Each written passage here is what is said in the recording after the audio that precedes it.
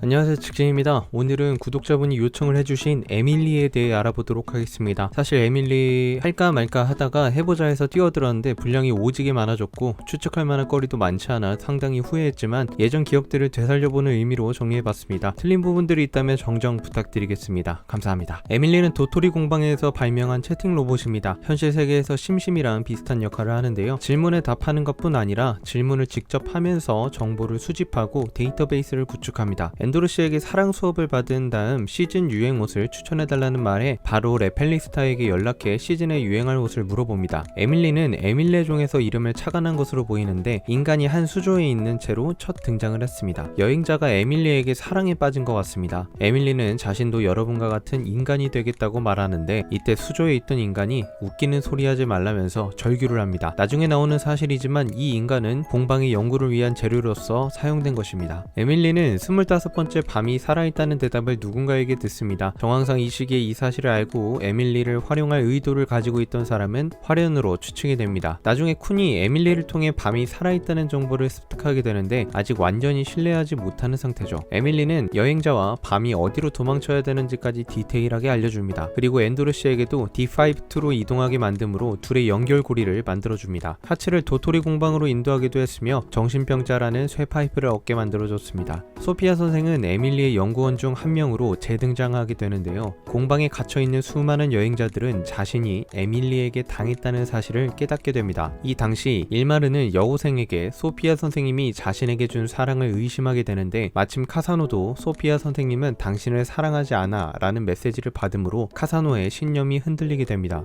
에밀리의 연구에 대한 비밀을 베타가 풀어주는데요. 중간구역의 사생아들을 무분별하게 잡아들여 잡힌 인간들을 시동무기로 만드는 연구에 대해 말해줍니다. 소피아 선생은 연구를 성공시킨다면 사생아들이 일마르나 카사노처럼 강해져 대우받게 될 것이라 생각했지만 그 생각은 잘못되었다는 것을 나중에 알게 되죠. 퍼그와 공방은 가시를 가진 비올레를 녹이는 방법을 알아내기 위해 시동무기가 된 인간을 용해하는 연구를 진행했고 그 연구는 결국 성공해 첫 등장 시 나왔던 인간과 함께 에밀리는 용해되었습니다. 어쨌든 화련은 에밀리를 통해서 뒤에서 몰래 비올레의 소환을 지시하고 있었고 이때까지만 해도 화련의 길을 보는 능력은 멀쩡했던 것으로 생각됩니다. 다만 이 에밀리를 이용한 것은 화련뿐 아니라 카사노도 있었으며 베타에게 밤에 대한 원한을 갖게 만들어 이용했습니다. 일마르의 뒤통수를 치고 난 카사노는 밤에 동료들을 넘겨주고 리플레조의 계획과 현 상황을 마두라코에게 전함으로 상단으로부터 압축 플라스크를 받았고 그 플라스크에 에밀리를 담아 사라졌습니다. 그 후 밝혀지는 에밀리의 목적. 에밀리는 초기 공방 연구를 위해 필요한 인간을 모으는 데 목적이 있었지만 궁극적인 것은 에밀리를 이용한 인간들의 통제에 있었죠.